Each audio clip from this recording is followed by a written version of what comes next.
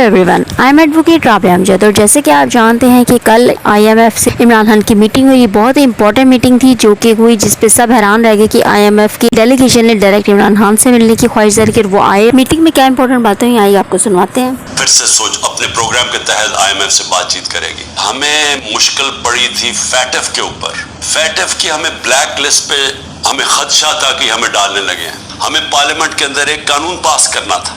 तो जब हमने ऑपोजिशन को कानून पास करने का कहा कि हालात बनने शुरू हो जाते हैं जो कि डिफॉल्ट से होते हैं, यानी फाइनेंसिंग खत्म हो जाती है, बाहर से चीजें महंगी हो जाती है, महंगाई होती है, गुर्बत बढ़ जाती है। तो उससे बचने के लिए हमने वो लेजिस्लेशन पास कर रही थी असेंबली में।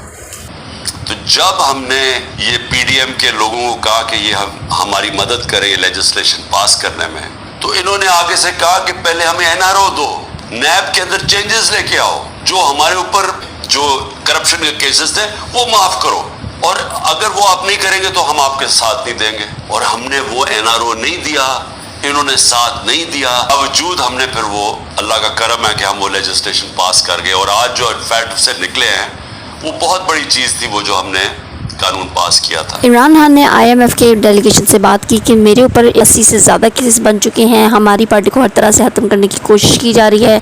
मेरे ऊपर 180 केसेस बन चुके हैं। सारी सीनियर लीडरशिप की याद है केसेस हैं, और जो बाहर निकलती हैं तो उनको कहते हैं कि जी पहले कब पार्टी छोड़ोगे, नहीं तो हम आपको अंदर रखेंगे। जो हमारे लीडरशिप जेल में है उनके ऊपर इंतहा किस्म का प्रेशर डाला जा रहा है। जो भी गिलगित बल्तिस्तान के अंदर जो ड्रामा किया गया है, अब ये हमारे पास तो नंबर पूरे थे, पहले पार्लियामेंट के अंदर घुसने नहीं दिया, अब उसके बाद एक एक मेंबर के ऊपर प्रेशर डाला है, वही करने जा रहे हैं जो कि इन्होंने आजाद कश्मीर में किया था। तो इसके बावजूद हम, क्योंकि हमारे मुल्क को नुकसान ना हो, हमने ये फैसला किया है हम इस स्टैंड बाय एग्रीमेंट को बैकिंग देते हैं तब तक जब तक इलेक्शन नहीं होती।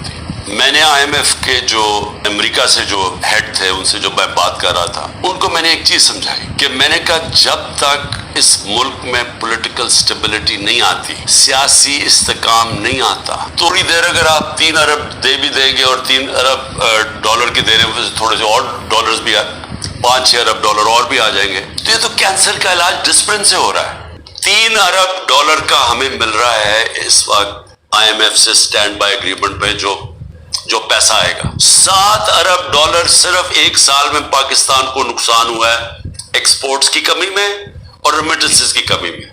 IMF को भी समझाया, मैंने उसको समझाया, मैंने कहा देखो जब तक फ्री एंड फेयर इलेक्शंस नहीं होंगे ये मुल्क अब यहाँ सियासी इस्तेकाम नहीं आएगा और इकोनॉमी ठीक नहीं होने लगी। तब से हमारी गवर्नमेंट कराई है, तब से कोशिश कर रहे हैं पार्टी को खत्म करने की, पावर में बैठ के तहरीक इंसाफ को खत्म करने की कोशिश कर रहे हैं। इनको कोई मुल्क की फिक्र नहीं है। इन्होंने जो पाकिस्तान की माइशत से किया, मैं आपको फिर कहता हूँ दुश्मन भी ना करें। आप और शफाफ इलेक्शन करवा के एक सियासी इस्तेकाम आए, एक ऐसी हुकूमत आए जो पब्लिक की वोट से आए। इमरान खान का कहना था कि हमने IMF से गरीबों के सारे मसाइल बताए, डिटेल से बात। हमने IMF को ये भी कहा कि इस वक्त हमारा जो कमजोर तबका है शदीद मुश्किलात में है। सेहत कार्ड को कई की जगह खत्म किया जा रहा है। ये कितनी बड़ी नेमत है गरीब लोगों के लिए, मिडिल क्लासेस के लिए, सफेद पोश के लिए। कितनी महंगाई के अंदर कम से कम उनका इलाज वो 10 लाख रुपए तक उनको किसी भी अस्पताल में इलाज मिलना चाहिए, उसको रोल बैक किया जा रहा है। पेट्रोल वो इमरान खान भी उतनी कीमत का खरीदे और एक बेचारा गरीब आदमी भी उतने खरीदे या रिक्शा वाला भी।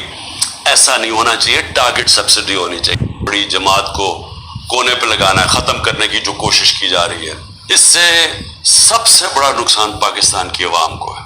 और 14 महीने में जो नुकसान हो चुका है ये मजीद और ज्यादा नुकसान होगा। ये बर्दाश्त कर सकती है कौम या नहीं?